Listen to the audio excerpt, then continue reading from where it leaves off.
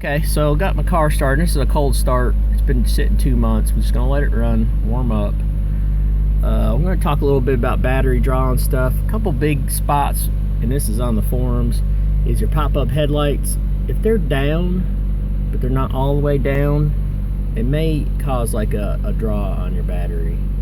And the way you would find that is by pulling the fuse and then using a meter to check. And you need an amp clamp type meter for that, which I'll show you here in a minute. Another one too is these automatic seat belts. It's gonna be hard to see in my car because I'm partially covered. The motor down inside there, I've taken my driver's one out because I don't use it anymore. The motor inside there, they have a tendency to stay running, and that's gonna cause you a amp draw continuously, even with the ignition off, I believe. So yeah, so you want, really the best thing to do is get a decent meter, not a Harbor Freight one. This one's like $100. It's old, but you can get them for about $100. You want a clamp style meter, but you also want to make sure it does DC amps.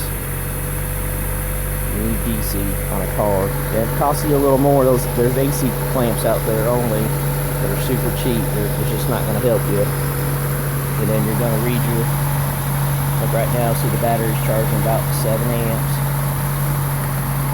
Check the positive side too if you can.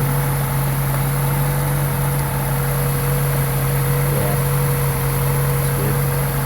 And I always go back to the voltage check. So you're basically just checking voltage and amperage on your DC. That's your upload your alternator right now. Like I said, that battery sat 2 months, so it's going to take a pretty good charge for a while. Some of the other possible draws would be pulling these relays, especially maybe for your power windows or your cooling fan. Possibly they could be a draw there. I've had a bad alternator, bad diode in the alternator, and I've also had a bad starter cause a draw. Now those draws are usually about 5 amps. 5 amps will kill a battery probably less than a day. I mean, you can do the calculations, but you're looking at probably less than 12 hours to kill a battery at 5 amp draw. So yeah, I'm gonna let this run. That's a quick kind of dissertation on power draw.